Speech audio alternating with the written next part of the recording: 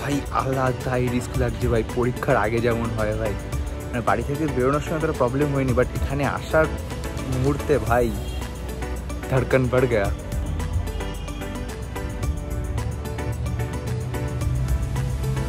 তো মেনলি আজকে যেটা করবো, যেটা চুল কাটবো অ্যান্ড পুরো একটা রিয়াকশন ভিডিও বানাবো সবার থেকে কেমন লাগে। তো মোটামুটি আমি ইনস্টাতে একটা পোল দিয়েছিলাম, বাট আমি প্রাইভেট এমনই দিই, বাট কোনোবার করি না, বাট এবার সত্যি সত্যি করছি। তো হয়তো কেউ এক্সপেক্ট করবে না আমি কাটতে চলেছি, অ্যান্ড বাড়ি গিয়ে দেখাবো, তারপরে সব জায়গায় দেখাবো বন্ধুদের, তাদের রিয়াকশানটা ভিডিও করে আপনাদের সাথে শেয়ার করবো। তো চলুন দেখতে থাকুন। আমার তো ভাই বিভৎস ভয় লাগছে, বিভৎস ভয় লাগছে, মানে এত বড় ডিসিশন, তারপরে পুজোর আগে। অন্য টাইমে হলে হয়তো এতটা লাগতো না, বাট পুজোর আগে ভাই কী বড় ডিসিশন নিলাম ভাই। বাট ব্যাপারটা হচ্ছে পরিবর্তনই জীবনের আসল নিয়ম, তাই না? তো চলুন রিস্ক একবার নেওয়াই যাক, না এবার পুজোটা বাস যাবে আর কি করা যাবে। আর তারপর বুকে পাথর রেখে কাটিং করাতে চলে আসলাম আমার বাড়ির নিয়ারেস্ট একটা সেলুনে।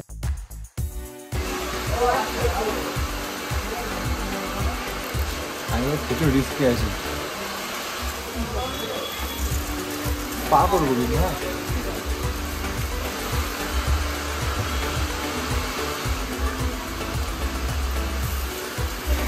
বন্ধ করে দাও। তো যাই হোক, এই প্রসেসটা এটা ফুলি লরিয়ালের প্রোডাক্ট দিয়েই হবে, আর স্যালুন কোনো প্রমোশন আমাকে দিয়ে করায়নি এবং লরিয়ালও করায়নি, বাট জাস্ট বললাম যেটা দিয়ে করলাম। আর ব্লগটা খুব এক্সাইটিং হতে চলেছে, তো চলুন দেখতে থাকুন আর পুরো শেষ পর্যন্ত দেখবেন এবং জানাবেন যে নিউ হেয়ার কাট আমার কেমন লাগছে, অবশ্যই জানাবেন। প্রবলেম হলে বলেছিল না ভাড়া দিতে পারি, একেবারে নেওয়া যাচ্ছে না। আমি একটু দেখি যে ঠিক আছে কতটুকু কাটবে, এই যেটুকু বের করলে অতটুকু, তাই তো? জিরো মারবে তো?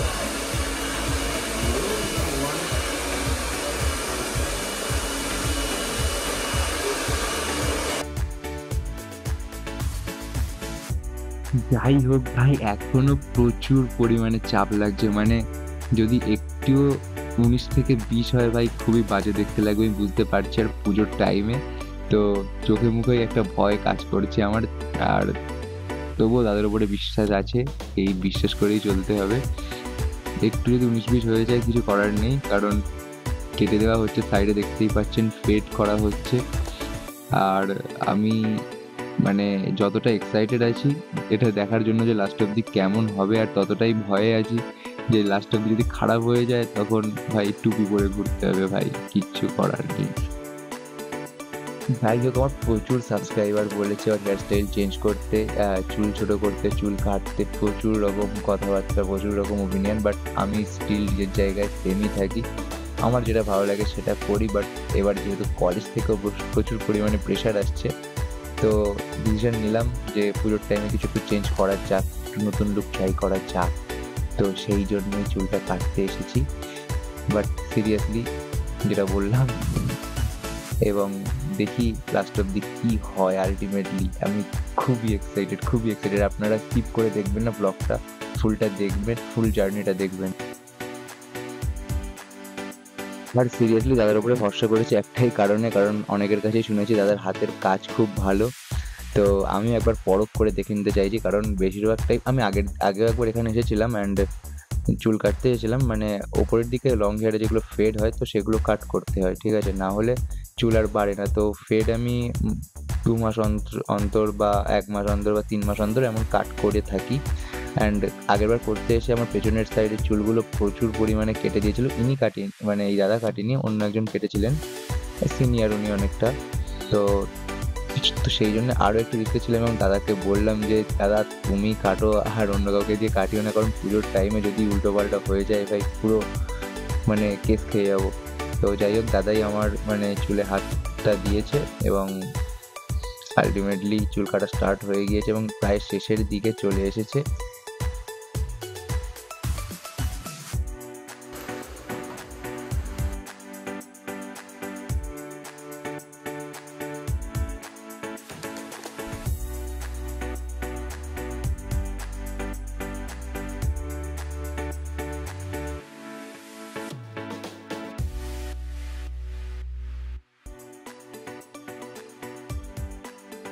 দেখতেও পাচ্ছেন দাড়িগুলো কতটা শর্ট করে নিয়েছি, পুরোপুরি কলেজের প্রেশার। অ্যান্ড হ্যাঁ, হেয়ার স্টাইলটার সাথে হয়তো ম্যাচ করবে বলেই একটু শর্ট করলাম যদিও। অ্যান্ড পুজোর অনেক প্রায় 2-4 দিন 5 দিন আগে কেটেছি, তো সেই জন্য একটু মানে বেশি ছোট করে রেখে দিয়েছিলাম, কারণ পুজো আস্তে আস্তে যেন মানে অসামঞ্জস্য না লাগে। তো যাই হোক, দাড়িটাও কেমন লাগছে অবশ্যই কমেন্টে জানাবেন।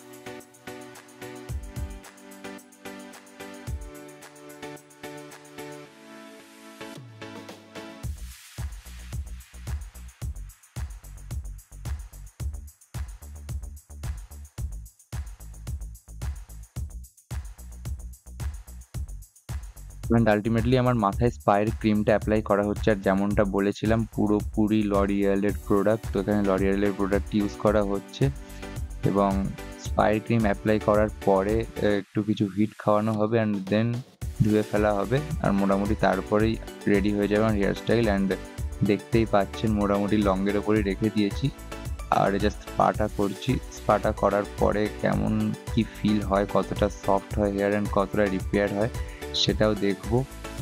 আর পুজো তো দেখতেই পাবেন, ছবিও দেখতে পাবেন। যাই হোক, আর সবাইকে শুভ শারদিয়া, আজকে পঞ্চমী, এবং সবাই পুজোয় খুব খুব খুব খুব মজা করবেন। আর সবাইকে শুভকামনা থাকলো আমার তরফ থেকে।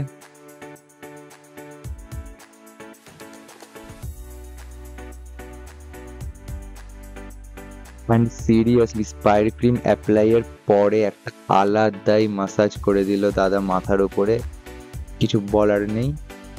প্রায় আমার ঘুমই এসে গিয়েছিল মাসাজটা, এটা না, বাট এটার পরে যে মেশিনটা দিয়ে যেটা করা হয়েছিল ভাই, সিরিয়াসলি আর কি বলবো, মারাত্মক হয়েছিল।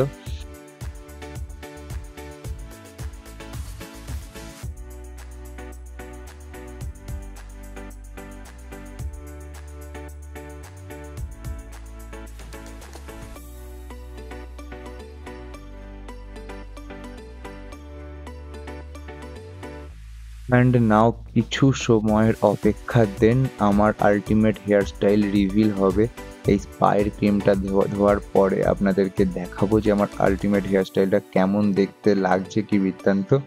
তো দাদা ধুয়ে দিচ্ছে হেয়ারটা, আর সিরিয়াসলি আমিও এক্সাইটেড। আলটিমেটলি মানে প্রপার সব কিছু কমপ্লিটের পরে হেয়ারটা কতটা রিপেয়ার হবে সেটা দেখার জন্য, অ্যান্ড কতটা ভালো লাগবে, হেয়ার স্টাইলটা আদৌ আমার মুখের সাথে বা আমার ফেস কাটের সাথে, পার্সোনালিটির সাথে ম্যাচ করবে কিনা। ঠিক আছে, যদি প্রবলেম হয় পরে আবার চেঞ্জ করে নেব। যাই হোক, আমি এটা আপাতত পুজোর জন্য রেখে দিয়েছি হেয়ার স্টাইলটা। অবশ্যই জানাবেন কেমন লাগছে, অবশ্যই বারবার করে বলছি কমেন্টে অবশ্যই জানাবেন, কারণ আমি সিরিয়াসলি খুব ইনসিকিউর ফিল করছি। মোটামুটি আমার এটা ভালোই লেগেছে হেয়ার স্টাইলটা, আপনাদেরটা বলবেন।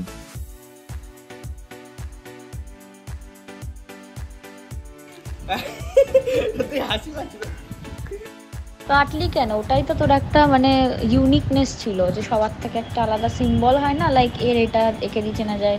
যেমন অতীম বললে, ও আচ্ছা ওই চুল ঝাঁকড়া ঝাঁকড়া ওই অতীম, লাইক এরকম একটা ইউনিকনেস ছিল, ওটা কেন নষ্ট করলি? সত্যি পাগল, মানে একটু ছোট করতে পারতিস, বাট একদম মানে সেই বাচ্চা বাচ্চা দেখতে লাগছে।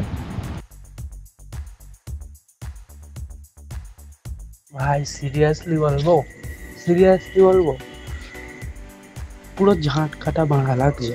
বসিরহাটের তো তুমি চলে গেছো, বসিরহাটের ভাষায় যদি আমি বলি, পুরো তোমার ঝাঁট কাটা বাড়া লাগছে। তুমি যদি প্রথমবার ঝাঁটের বাল কাটিং করার পরে নিজের বানা দেখো, যেরকম দেখতে লাগবে ঠিক সেরকম লাগছে। কেন কাটাত গেলি বানা তুই চুলটা? মানে ভালোই তো ছিলি, কি বলবো, পুরো পুজোর আগে লুকটারে খাই করলি। এইসব শোনার পরে ভাই আমি আর কোনোদিনও কাটছি না, সরি আই এম।